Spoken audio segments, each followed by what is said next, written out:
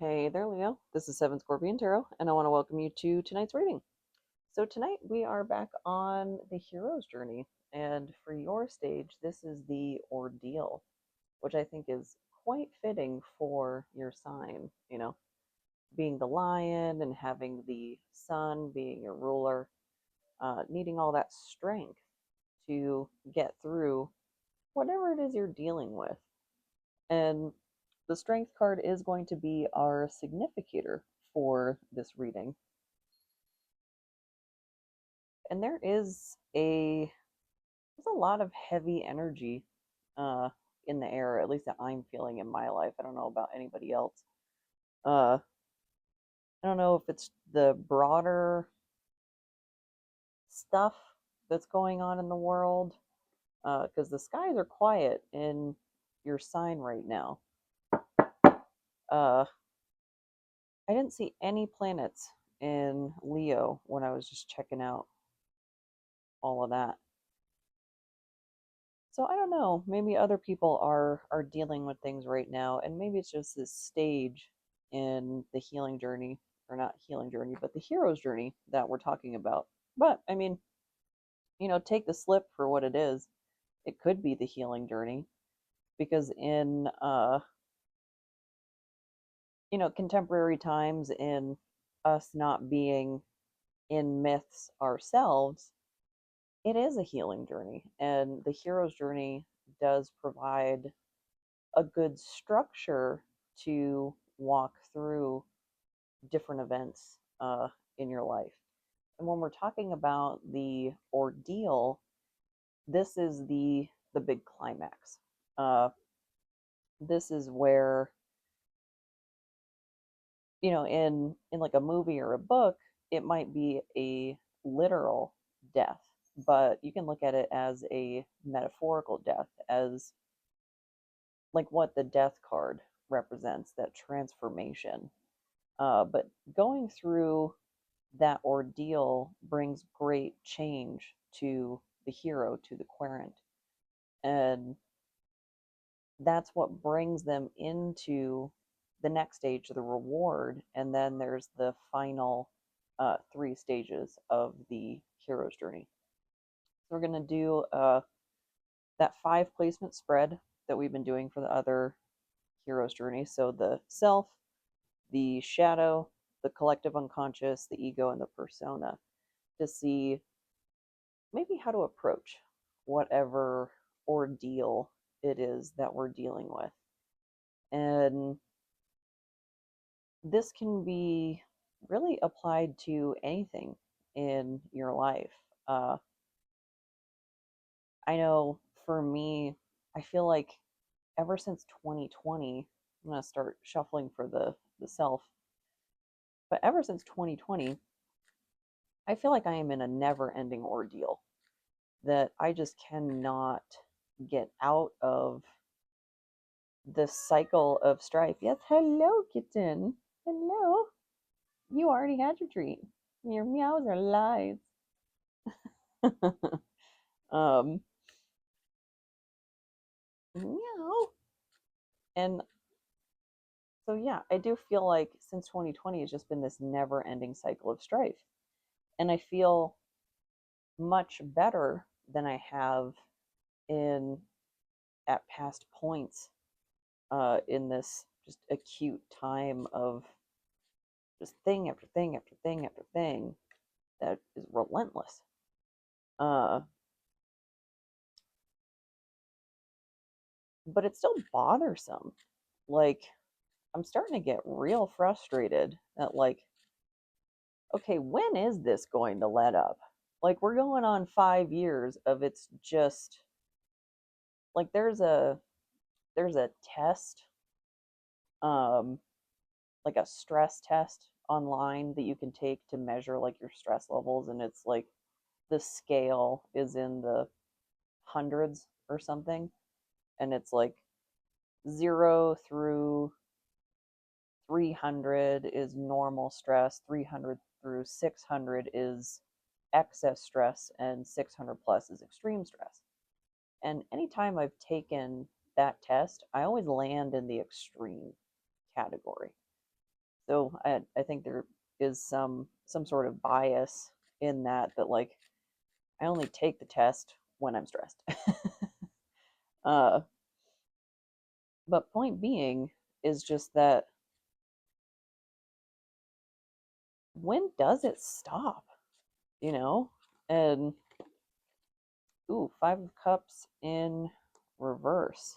Right as I said, when does it stop?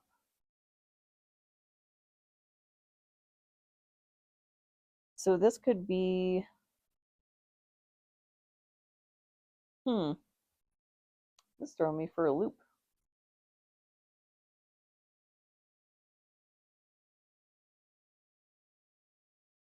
Because we've got the Three Cups spilled over that they're looking at, and the Two Cups that they're not, with the crow that looks very sad.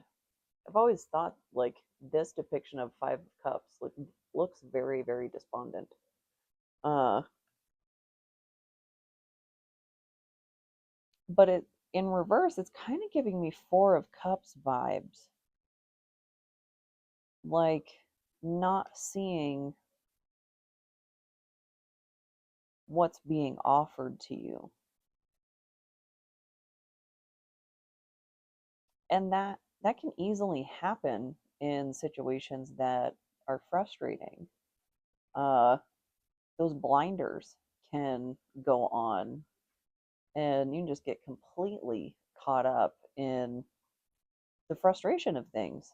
But let's see what the book says about reverse. Reverse Five of Cups.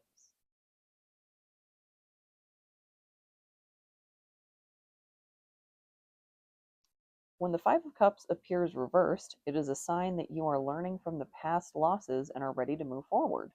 The ability to learn from past mistakes will enable you to see a path to acceptance. So, yeah, I was kind of jibber jabbering about, like, I'm sick of this. I'm over it. And, like, when does it end? And, I mean, life be lifing, you know? Uh, it just feels very acute. And I think a big reason for that, at least in my case, is because there's been no relief amongst these things.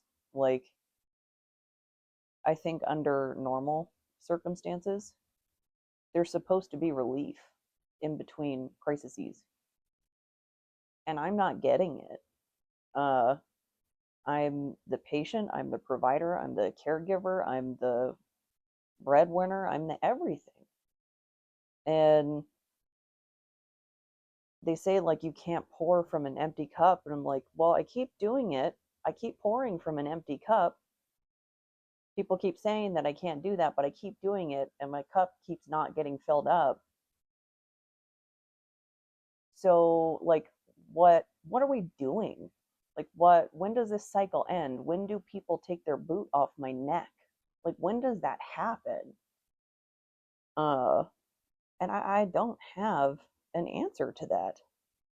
And it's enormously frustrating for me to know that the people in my life that have their boot on my neck know the things I'm struggling with. They know how adversely I am affected by stress, living with PTSD. And it's like they've got their boot on my neck, and I'm like, okay, I need you to take your boot off my neck in order for me to get up. And they're like, no, I'm not going to take my boot off your neck, but you need to get up. I'm like, okay, cool. Take your boot off my neck so I can get up. And they're like, no, get up. And it just, there's this constant back and forth of like, I need you to do your part and stop expecting me to do everything. Stop expecting me to carry the entirety of the burden and then act like I'm not frustrated, act like I'm not stressed. It's asinine. I don't know.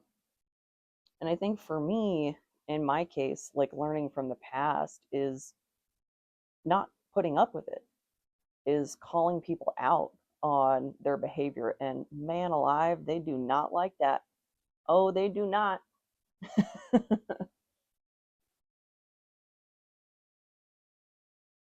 Ooh, that one is kind of an eye opener of like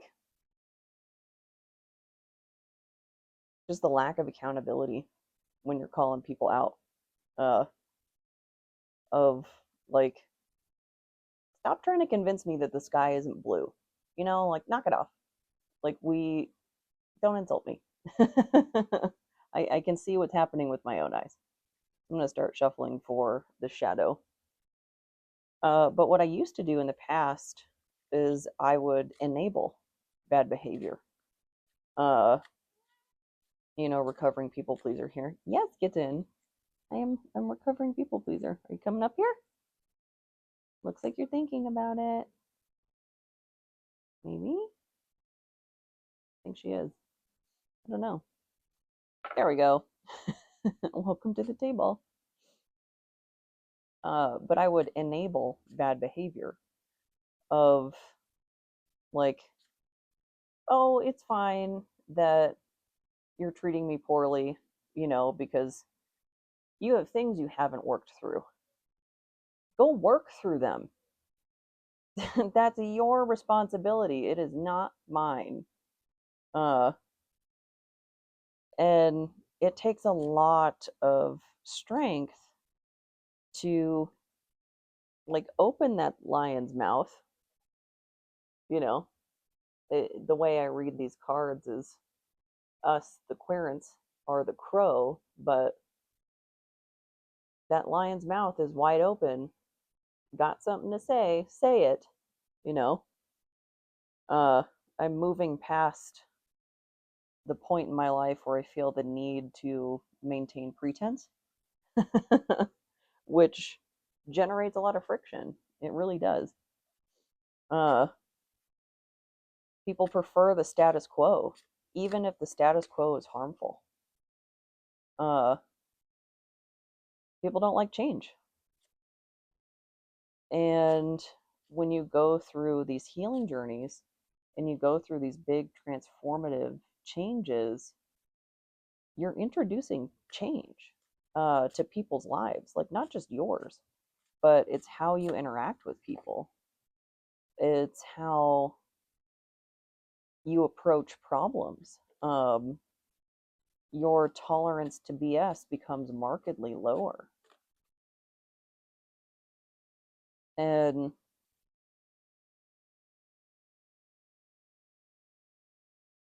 how do I put this? Oftentimes, when I'm trying to vent to people about like what's going on with me, the first suggestion out of their mouth is, why don't you exit the situation? Well, because that's enabling. I'm enabling that behavior.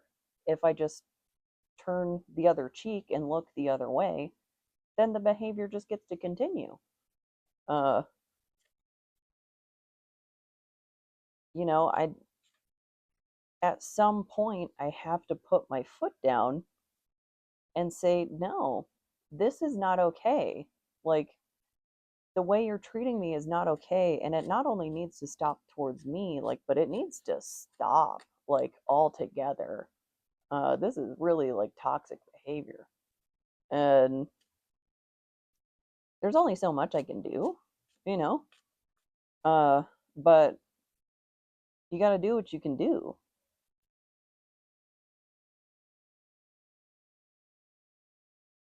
And there's still so much shame that lives in me uh, from the stuff I tolerated in the past. And I keep having to remind myself and keep trying to be compassionate towards myself of, I was deceived by people who were being deceitful. It's not like they were trying to be good Samaritans towards me and they pulled the wool over my eyes. Uh,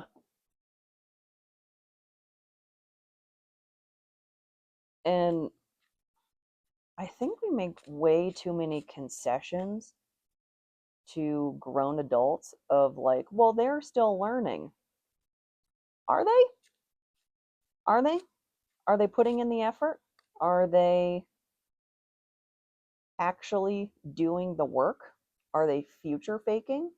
Like what is the actual situation here? Um because that like I'm still learning just kicks the can down the road. Like I'll be better later. No, be better now. The lovers. Ooh, in the shadow. Well, and I know in my case, one of the most pronounced areas of letting people get away with things was in romantic relationships. Uh, I was raised in such a way to cater to other people's emotions, to anticipate other people's emotions, to be responsible for other people's emotions. Um, Parentification, I think, is the word for that. That there's, I think, other words, but I was put in like age inappropriate roles. So I became this caretaker like really, really early when I was the one that was supposed to be taken care of. And I think that's Gemini energy in the shadow. So there's sort of that dualistic quality.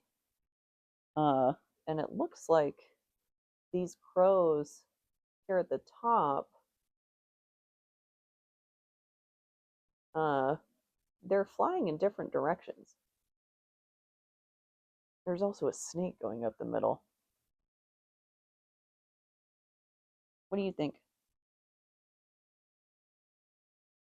Fair enough. Uh,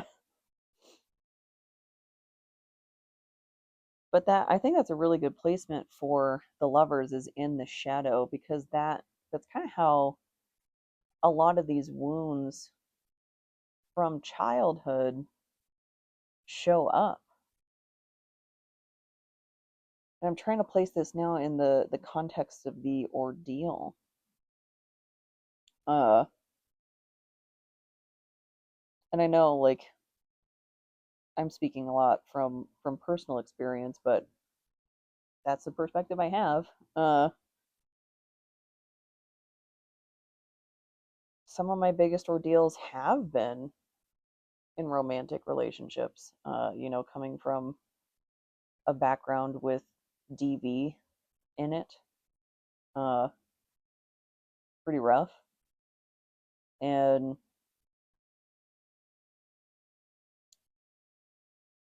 you know, being intentionally kept awake by a partner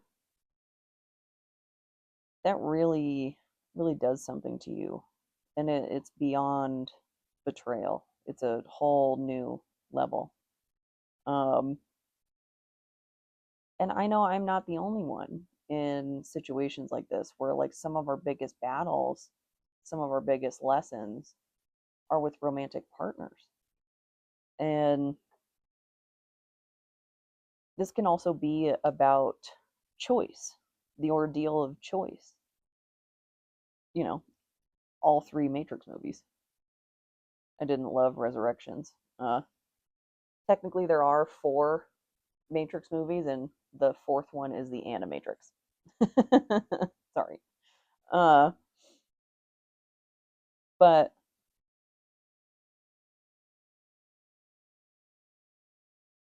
making a choice that deviates from your previous behavioral patterns can be really, really scary. Uh, Even if you logically know it's the correct decision, it's the ethical decision, it's the moral decision, it can be really scary. Um, I'm going to start shuffling for the collective unconscious. Do you want to play with the seashell? Are you going to try and steal that? I feel like that's what's happening. right now. Can you stop that, please? And mind the fire too. Um, yeah, not surprised to see the lovers show up in the ordeal stage. So that could be some sort of big choice coming up for you, or maybe you're recovering from some big choice, something like that, because the Five of Cups came out in reverse, learning from the past. Uh, Maybe you did something differently than you would have in the past. Did you, like my example of like people's first advice is, why don't you exit the situation? Did you stand your ground?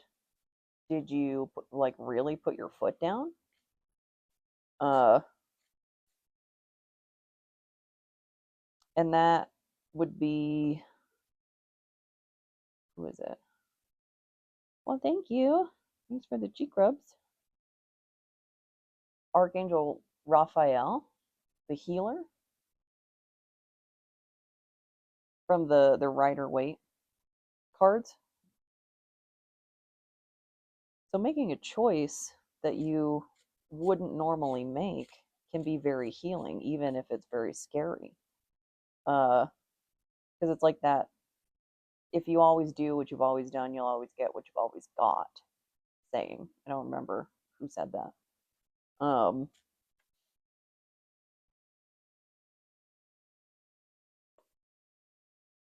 huh. So a choice that's helping you learn from the past in the authentic self. And that's something that can help you come to terms with shame, because like the word I use to describe this crow is despondent, but it could be hanging their head in shame. Uh, and there's healthy shame, there's toxic shame. There's a lot of different ways to look at that. And I think, you know, looking at your past actions and experiencing healthy shame and even disappointment in yourself is a really healthy uh, stage of healing. A painful one, mind you, but a stage of healing where you can look back and go, that wasn't right. That wasn't the right thing to do. And that's growth. So we've got the Queen of Swords in reverse in the collective unconscious. Okay. So in, I think it was Aries reading, the King of Swords came out reversed. And this is my like malignant antagonistic personality, one of my two cards for that. So the King of Swords, Queen of Swords, and reverse, both of those. So the Queen of Swords, that feminine aspect, and we're talking about the collective unconscious here, so maybe more of an archetypal wound. Uh, I also like the thing that just came to mind was like check your Cancer placement. Like mine is Chiron. That might lead or lend some insight into how this wound might be presenting in your life. Hi, kitten. Okay. All right. You're getting a little comfy here. Kitty bongos, get up.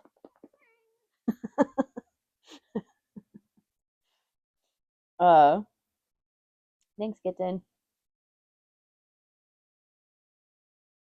But so the Queen of Swords in the collective unconscious, that could be somebody coming up in your life that reminds you of someone from your past, like kind of mirroring. Kitten, you are being mischievous right now. You have a million toys. a million, and you chew on my charger. Can you not?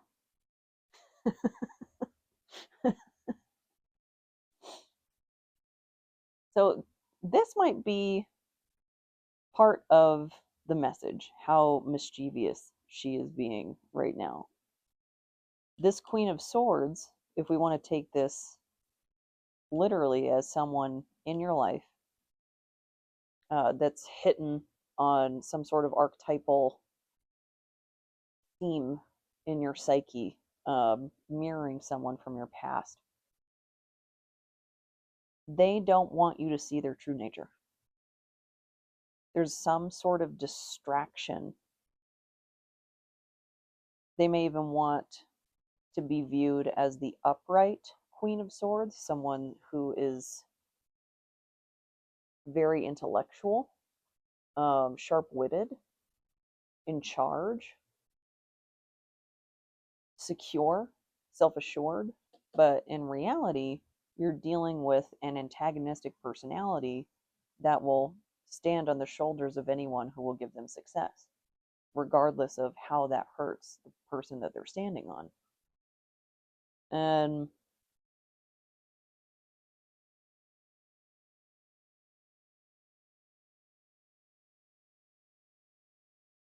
in Aries reading, talking about the King of Swords, that's more of a really direct vibe to me. Like,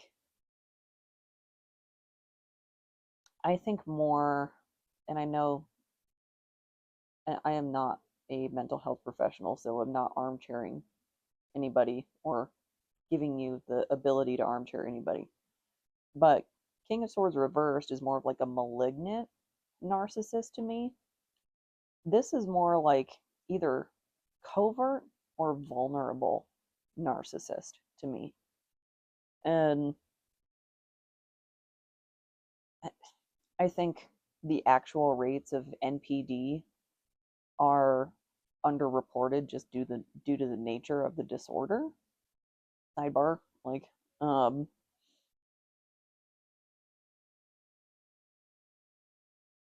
but either the King or the Queen of Swords,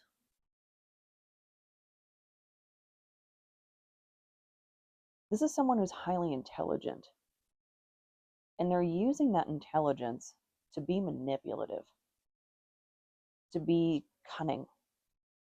Uh, and they're doing it from a seat of power.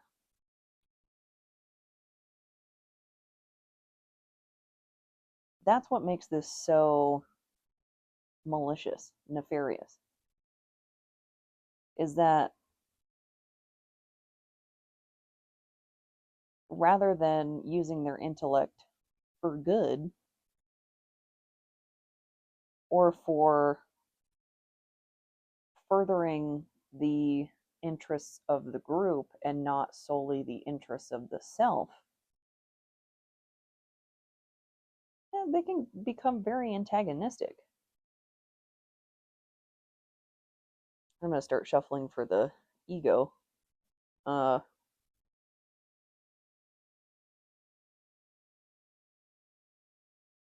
and I'm also feeling Seven of Swords. Very sneaky. Very trying to get away with something. Because in the Seven of Swords, they're actually carrying away 5 swords and leaving 2 behind. So they're leaving some sort of signature that something's amiss. Something's not quite what it seems. And in this more feminine aspect, rather than using power like the King of Swords would, like power or authority, Queen of Swords might use emotions, like an emotional appeal, emotional blackmail, guilt tripping, stuff like that.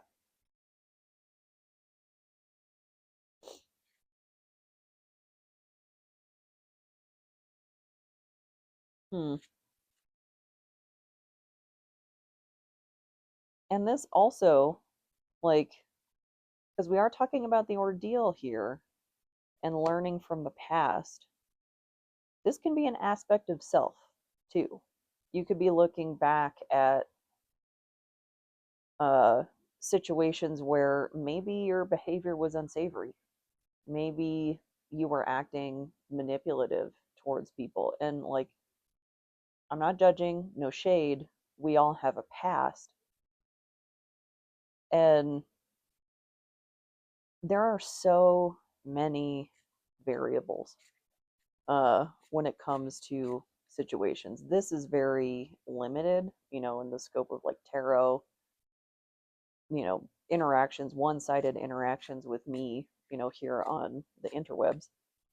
Uh, but when I was working at a coffee shop, uh, I was near the security room because it was a coffee shop inside of a grocery store. And when there would be a need for a witness, I would get, yanked in there, particularly if it was a female offender, then they need a female witness. And so I get yanked in there. And uh, I remember two distinct examples. One where a woman was stealing cosmetics, magazines, things like that, but also chicken. So not entirely like not necessities. And then the other example uh, was a guy was stealing baby formula. And, like, while the first example, it's easy to kind of brush her off as like, oh, lazy, greedy, whatever, she's stealing makeup, and but she also had chicken. uh I think any of us would be lying to ourselves if we said we never had the urge, need, want to indulge in something hedonistic, uh, something that you enjoy for the sake of enjoying it. And if that's magazines and makeup, so be it. And just in my personal view, it's not like she was stealing from a mom and pop store. She was stealing from a multi-million-dollar corporation that has a budget to be stolen from. Uh, so I don't really feel bad for the store. And the chicken she was stealing was not like the top high end, pre seasoned, pre made, whatever. It was raw chicken. So maybe some impulse control issues on her part. I don't know. And then the other guy, the guy who's stealing baby formula, on the surface, that looks very uh like moral dilemma, you know? Like, oh, he's got a baby to feed. Of course he needs that baby formula. That's the assumption I made. How do we know that? How do we know that that wasn't just being stolen and the price hiked up and resold to somebody else? It happens, particularly when there's like shortages and stuff. Uh, so it's something to think about, like what might be going on behind the veil, like what might not be readily apparent, what's lurking beneath the surface like a crocodile. And I think it's a good reminder to take pause, like, learning from the past. Pausing is not something I used to do. I used to be quite reactive. Uh, and I think, at least, when I hear things like we should pause, we should consider, and whatnot, it's generally to consider that, to try and find the benefit of the doubt for the person, like see the best in them. I'm kind of starting to go the other way, and I'm trying to not like go all the way into cynical land, uh, but just move past that fatal flaw of mine of naivety, naivete, uh, of trying to see the best in people, because I've gotten burned a lot that way, trying to see the best in people. And that's a quality I want to hold on to, that I want to see the best in people, but I need to pause and assess things for how they are, not for how I want them to be. And those antagonistic personalities, they can slide in and really pay attention, or really play on and take advantage of your desires, as the Ten of Pentacles pops out in the ego. So this could be, huh, Ten of Pentacles in the ego.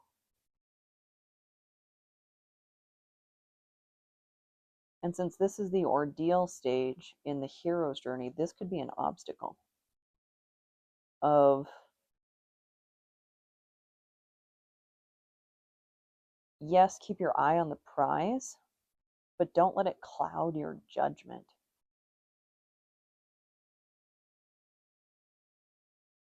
Like, it's fine to enjoy and want material things. I think focusing on that exclusively is unhealthy, unbalanced at a minimum. Uh, and also recognizing, too, because people will like take this moral high ground of like, you shouldn't want material stuff. Why? I love blankets. I love books. I have a thing with my eyes. I have a neurological condition that makes my eyes more sensitive to light. I like physical books. Like, that's material stuff. I am always and forever going to be in need of more room for more books. Forever and ever and ever. uh, and I've taken to buying used books, which makes it easier for me to buy more, which is a dangerous folly. Even though buying the used books meets my value of not contributing unnecessarily to demand. So it's like this interesting dance between those things. And I, on average, keep my cars for a minimum of 10 years. There's nothing wrong with wanting an up to date vehicle. Like, I'm not like my parents who were getting cars every 2 years. I keep mine for 10. I run them into the ground. And, like, I don't know. It's the example I'm really thinking of is how many employers that, like, when I'm trying to make arguments for a raise, that it's like money isn't everything.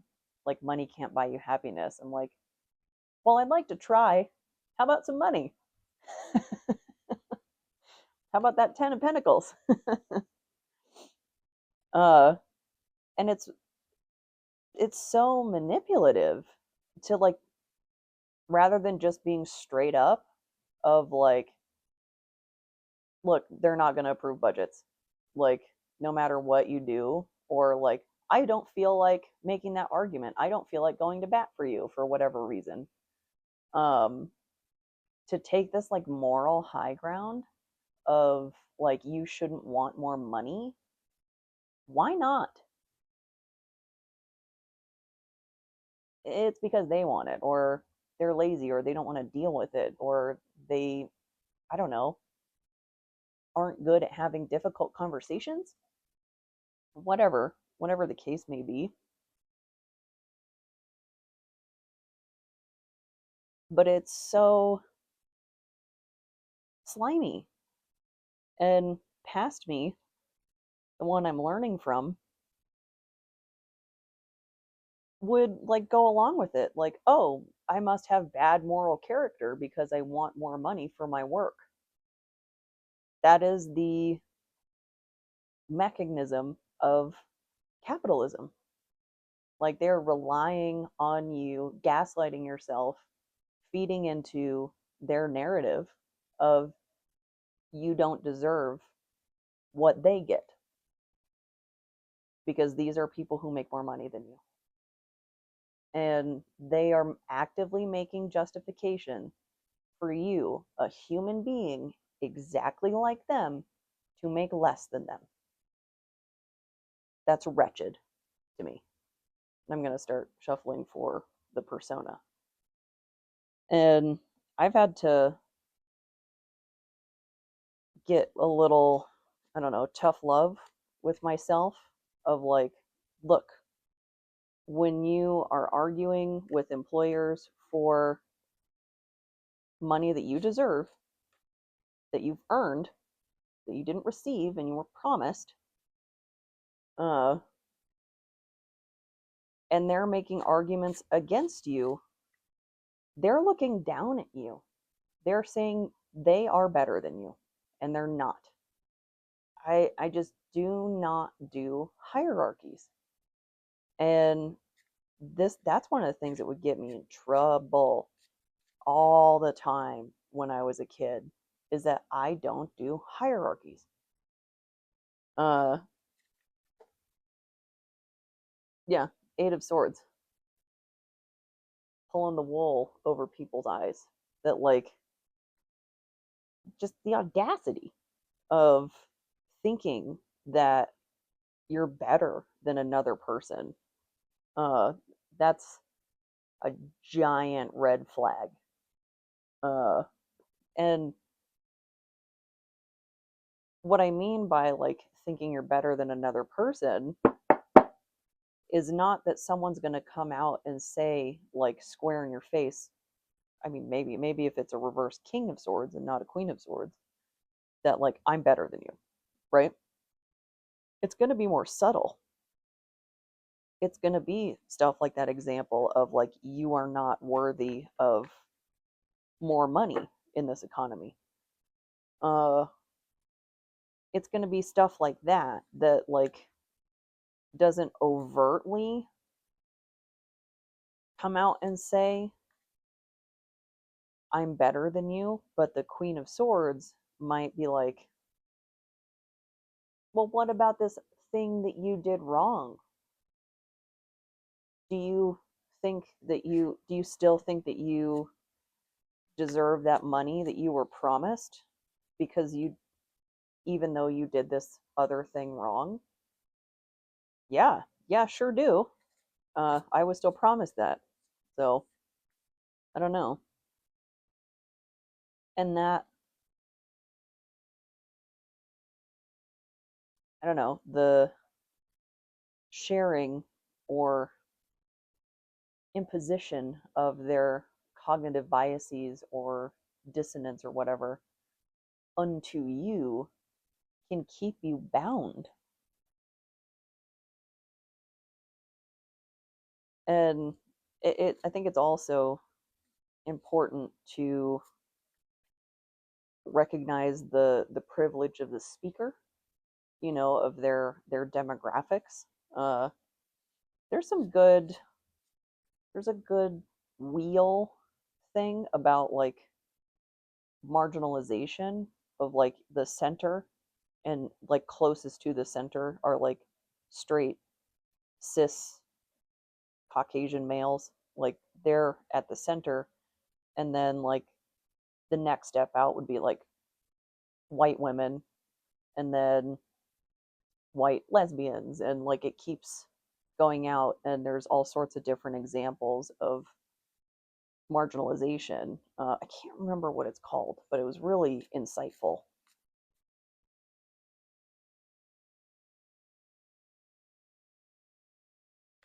And I think recognizing, like, if you can find that wheel or just, wrap your head around that concept and recognizing your position of where you stand and where that other person stands in relative to the center,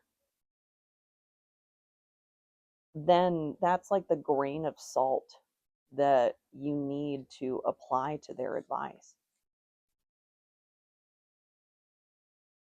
Because that's one thing that caught me, uh, was not being able to capture the nuance when I was younger of like privilege, that I was receiving advice from a straight white male property owner that the system was built by and for them. Influence, yeah, that's actually a perfect card for this. And look at all the little cigarettes and the alcohol bottles and stuff like that, because those influences are poison,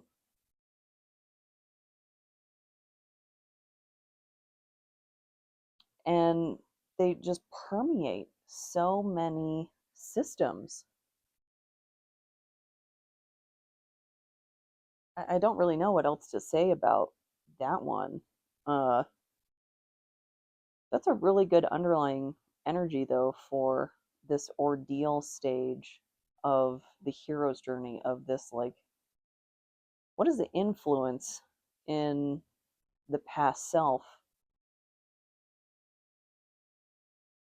And especially here in this ego position, too, with the Ten of Pentacles, like, how is that influencing your actions and potentially keeping you bound to maybe repeat patterns, characters in your life? Repeat Queen of Swords, of like, I don't know if anybody else has this like issue in their life, but you keep like attracting the same personality type, or keep like ending up around the same personality type, maybe in lovers. Uh,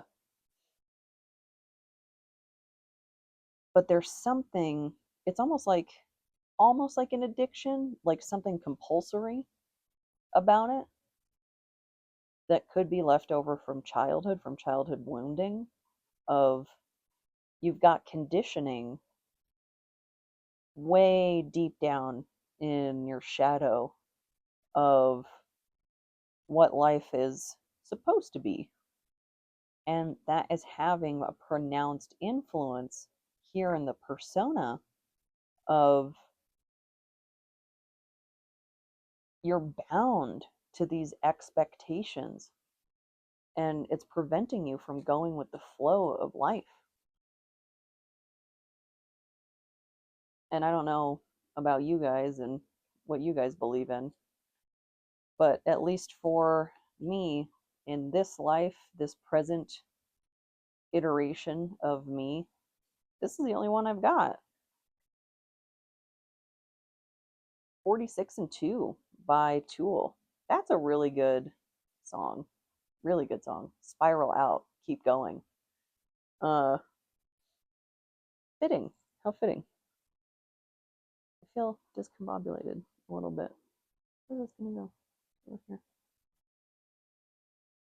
Yeah, 46 and 2 by Tool. Uh, I think I've mentioned this before, but there's this AI video that's really cool. Like, the imagery just fits the lyrics so well, and it's such a Jungian song. Uh, just in the lyrics of Like, he's talking about the shadow. I feel like I need to look up the lyrics. I don't typically do that, but I feel like I need to.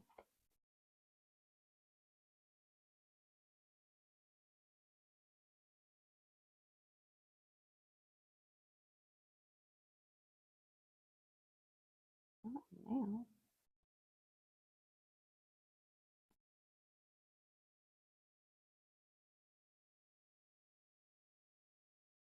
My old numb shadow. My shadow shitting skin. I've been picking scabs again. I'm down digging through my old muscles looking for a clue. In my shadow, change is coming through my shadow shedding skin. I've been picking my scabs again. So picking at old wounds, there's something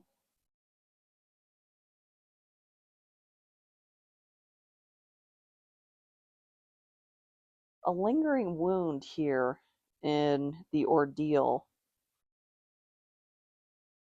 or a lingering wound from the shadow that's creating or contributing to the ordeal stage, that it's going to require a lot of strength to confront that, regardless of what it is you're dealing with. And I think a really important thing to remember here is that healing is not linear. Much like the lyrics in here, it's talking about spiral out, keep going. That when you're healing, it's a spiral. Uh, and there's other like non-linear pathways to look at it from. But I have found going through this, these wounds have a way of, you kind of assuage it for a bit, and then something comes up and you're like, oh, there was another layer to that. And then it just keeps like, and the further out it spirals from you, like the more decentralized that wound becomes from you. I hope that makes sense. And but overall, I hope this helps. I hope this resonates. And if it doesn't, I hope the next one does. Thank you so much.